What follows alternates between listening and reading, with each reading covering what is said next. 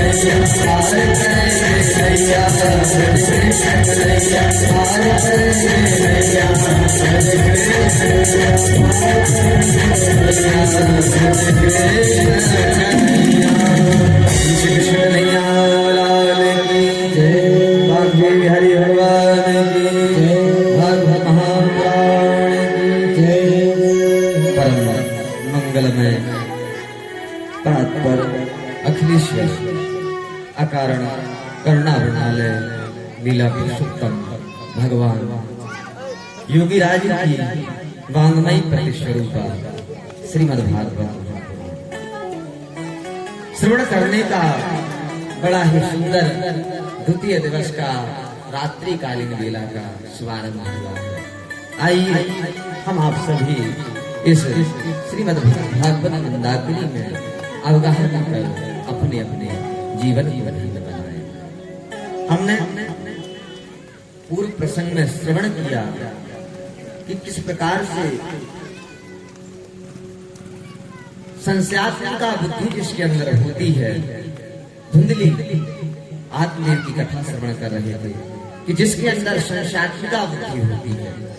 जब आत्मदेव ब्राह्मण ने फल लाकर दे दिया था तो धुंधली के मन में संशय, क्या संशय होता कि बोले इस फल को मैं खा लूं तो मेरा गर्भ बड़ा हो जाएगा, गर्भ बड़ा हो गया तो मैं बोले घर के काम काज कैसे कर पाऊंगा।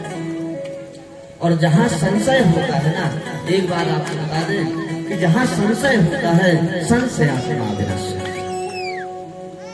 जैसे हम संशय कर रहे हैं, जैसे आपके मन में विचार बने कि हमें वृंदावन जाना है और यही में आप संकोच कर रहे हैं, क्या शंका कर ले मन में। शंका का एक सूत्र होता है तो ऐसा हो गया। धुंधली भी एक सोच रही थी कि मैंने फल पा लिया तो मेरा बड़ा हो जाएगा और मेरी ननद आएगी तो पूरा, ननद आ गई तो पूरा धन ले जाएगा। अर्थात जब जब हमारे जीवन में ये तो रूपी कुत्ता आता है तो किसको बुलाते हैं? तो कुत्ता बुलाते हैं। जब जब हमारे संकल्प में तो रूपी कुत्ता आता है वह संकल्प को पूरा चाट जाया। किस प्रकार? जैसे अब हम श्रीमद् भागवत कथा का आयोजन करने के लिए बैठक बैठाते हैं, उसी समय हमारे अंदर ये तो रूपी संशयात्मक बुद्धि आ जाए। हमने व्यवस्था बनाई और कुछ हो गया तो आ सकती है ना भाई। आगे का भविष्य का किसी को नहीं पता होता, लेकिन यदि हमारे अंदर यदि संशयात्मक बुद्धि आ जाती है तो उसका कल्याण कभी नहीं होता। जिस प्रकार हम सोचे कि हमें वृंदावन जाना है, विचार कर रहे हैं बिहारी जी के दर्शन का, महाराज जी मन तो बन रहा है कि फलाने महीने में हमें राज्य की परिक्रमा लगाना है, लेकिन उस समय उपलब्ध नहीं हुआ तो और रिजर्वेशन उपलब्ध हो गया तो वहाँ गेस्ट हाउस में रूम मिला नहीं तो दिक्कत हो जाएगी ना। हम तो बाहरी आदमी हैं और वहाँ का हवा पानी बिगड़ गया, अलग है, परिवर्तित है, और हम वहाँ गए और हमारा स्वास्थ्य अस्वस्थ हो गया तो ऐसे में कैसे चलेगा।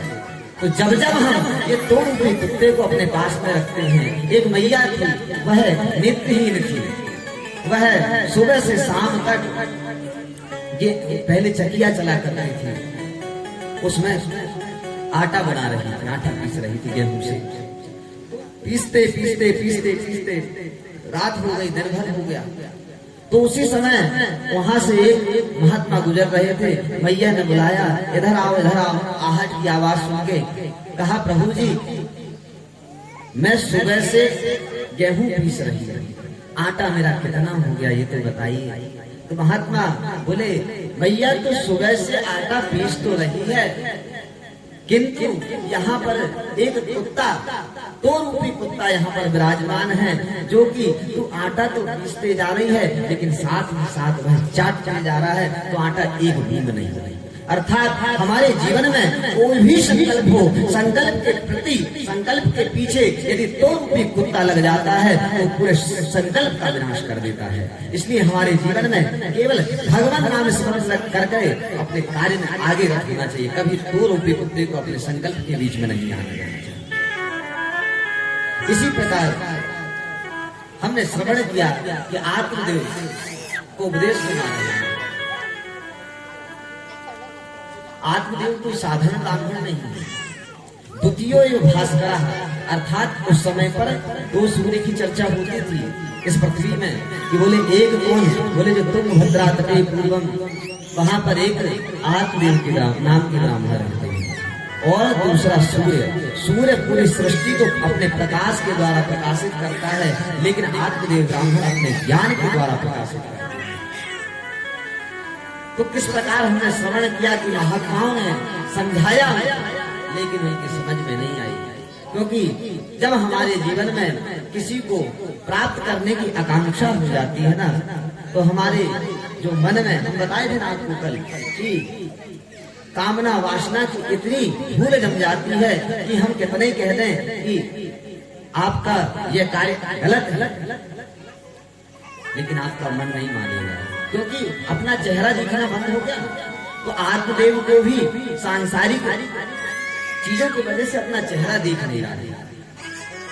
उसी समय जब हमारे जीवन में एक घटना हो गई उसके जीवन में कि उसके पुत्र ने ही त्याग दिया, जब उसे वह बात समझ में आई, आत्मदेव तो चले गए वन में और वन में जाकर भजन करने लगे। इधर इधर कुछ समय पश्चात जब आत्मदेव चले गए तो माता जी पर भी अधिक अत्याचार करने की वजह से माँ आत्मग्लानि में आ गई धुंधली, और धुंधली ने जाकर के कुएं में अपना शरीर का त्याग कर दिया, कुएं में जाकर के आत्महत्या कर दिया।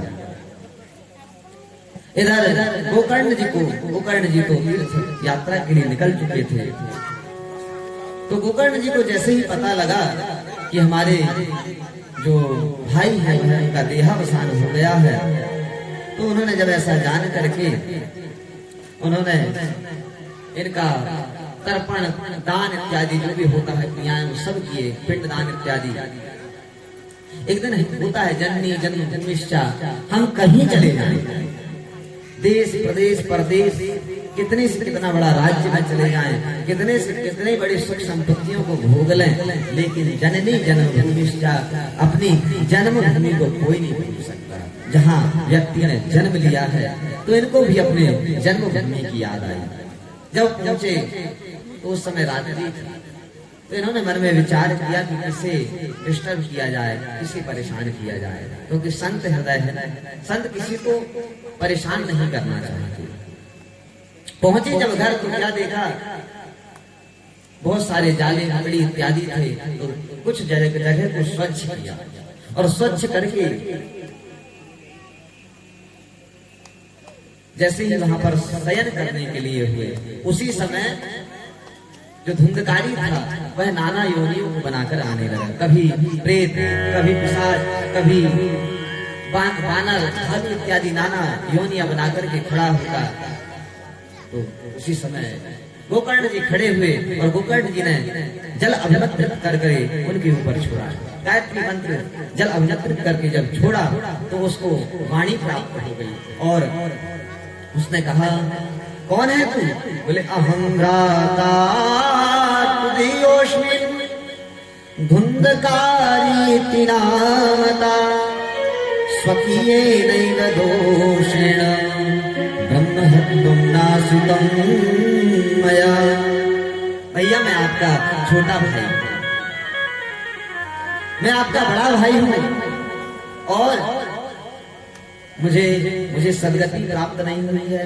मैं प्रेत बनकर के जगह जगह फिर रहा हूं। आप मेरी इस प्रेत योनि से मुझे मुक्त कराइए। जब इस प्रकार से कहा तो गोकर्ण कहते हैं कि तेरा कल्याण नहीं हुआ अभी तक। तो वो कहते हैं मैंने तेरा तर्पण इत्यादि किया, पिंडदान किया, तेरा अभी तक कल्याण नहीं हुआ। तो बोले भैया आपने पिंडदान किया, तर्पण किया, लेकिन मैं तो उच्च कोटि का अधर्मी हूं, निम्न कोटि का तो नहीं। ये तर्पण और पिंडदान करने से निम्न कोटि का जो व्यक्ति होता है उसका कल्याण होता है। मैं तो पाप मुक्ति में सर्वोपरि था, तो उतना बड़ा वोल्टेज चाहिए, उतना बड़ा हाई वोल्टेज काम होना चाहिए। जब इस प्रकार से समझाया तो यहाँ पर संतजन समाधान देते हैं, तर्पण करने से पितरों की शांति अवश्य होता है। क्योंकि देखिए धुंधकारी जो था उसका गोत्र अलग था और गोकर्ण का गोत्र अलग था। अब गोकर्ण को इस बात का थोड़ी ना पता है कि जे भाई जो मेरा है यह हमारी जो माँ है उनकी बहन का सुपुत्र है। तो जब भी संकल्प लेवे तो अपना गोत्र का नाम ले लेता। तो वो पितृ तर्पण इत्यादि जो भी है वह अपने उसको लगता ही। तो इसलिए हम आपको चाहिए कि अपना गोत्र हमेशा याद रखें। अपना जो भी गोत्र है, आपकी कुल देवी, आपकी इष्ट देवी, आपके इष्ट देवी देवता, उनका ध्यान हमेशा रखना चाहिए। यदि आप अपने कुल देवी, स्थान देवी देवताओं का ध्यान नहीं रखते तो वो भी तो आपका ध्यान नहीं रखते। कुल देवी देवता हमारे घर के देवी देवता कहलाते हैं और हम बाहर के देवी देवताओं को पूजना अच्छी बात है, लेकिन हम घर के कोई व्यक्ति है उसको भोजन ना कराकर, उसका सब अच्छे से बात ना कर हम बाहर के व्यक्तियों से अच्छे से बात करें तो अच्छा थोड़ी ना, अच्छी बात है। सभी देवी देवताओं का पूजन अर्चन बहुत बढ़िया बात है, लेकिन हमारे कुल देवी देवताओं का हमें स्मरण हमेशा रहना चाहिए। तो यहाँ पर जो गोकर्ण ने कहा अभी तुम शांत हो जाओ और मैं सुबह कुछ उपाय ढूंढूंगा। सूर्य भगवान को अर्घ्य दिया और सूर्य भगवान से जब पूछा तो सूर्य भगवान ने एक ही शब्द कहा, श्रीमद् भागवतामति सप्ताह वाचनम कुरु इति सूर्यवदः सर्वे धर्म रूपम तो विश्रुतम। गोकर्ण तुम कुछ मत करो, केवल श्रीमद् भागवत कथा इसे श्रवण करा दो तो इसका कल्याण हो। उसी समय धुंधकारी ने भागवत का आयोजन रखा और 7 दिवसीय पर्यंत स्वयं गोकर्ण जी ने श्रीमद् भागवत कथा श्रवण कराया। ऐसा संत जन कहते हैं, ऐसा भागवत जी में लिखा है कि जब गोकर्ण कथा श्रवण करा रहे थे उसी समय धुंधकारी वहां पर उपस्थित हुआ। तो हम आप सभी अपने पूरे कथा पांडाल को अभिमंत्रित करके शुद्ध कर दिया करें। तो उसको लगे मैं कहाँ बैठूं, प्रेत योनि। तो वहीं पर एक सप्तचंद्रिका का बांस था, उस बांस में जाकर के विराजमान और जैसे जैसे कथा होती गई वैसे वैसे 1 दिन 2 दिन 3 दिन 7 दिन में उसकी सप्त ग्रंथियां फैल गई और उसमें दिव्य महापुरुष प्रकट हो गया और हाथ जोड़ करके भागवत की महिमा गाने लगा। धन्या भागवती वार्ता प्रेत पीड़ा विनाशिनी और सप्ताहो पिततारान्यम धान्यः कृष्ण लोक फलप्रदा। उसी समय स्वर्गलोक से वैकुंठ लोक से विमान आ गया इसे लेने के लिए और जैसे ही इसे इसने धुंधकारी ने बड़ा ही सुंदर स्तुति किया। धन्या भागवती वार्ता धन्य है वह भागवत की वार्ता जो जीवित व्यक्ति का कल्याण करे, वो बहुत अच्छी बात है, लेकिन जो मुझ जैसे प्रेत आत्मा का कल्याण कर देती है, तो वो छोटे छोटे जो आप लोग तो बहुत सही हैं, आप लोगों का कल्याण क्यों नहीं करेगी। धन्य भागवती वार्ता प्रेत पीड़ा विनाशिनी। पार्षदों ने गोकर्ण को विराजमान किया और जाने लगे। जाते समय जैसे ही जा रहे थे उसी समय उनको रोका गया। गोकर्ण ने रोका, कहा पार्षद ये क्या है, मुझे कुछ शंका है, मेरा समाधान करिए। बोले क्या? भागवत कथा हमारे ग्राम के सभी लोगों ने सुना है, समस्त भक्त बंधुओं ने सुना है, तो आज मुझे ये बताइए कि ये विमान केवल धुंधकारी के लिए ही क्यों आया? सबके लिए आना था ना।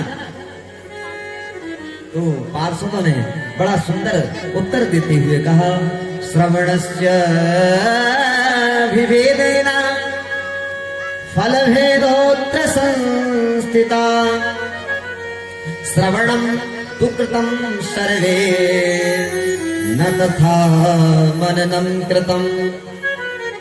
देखिए, श्रवण तो सभी ने किया, लेकिन फल श्रवणस्य विभेदेन फलभेदोऽत्र संस्थिता, अर्थात श्रवण सबने किया, लेकिन श्रवण में भेद था, इसलिए फल में भी भेद आ गया। जो गोकर्ण जो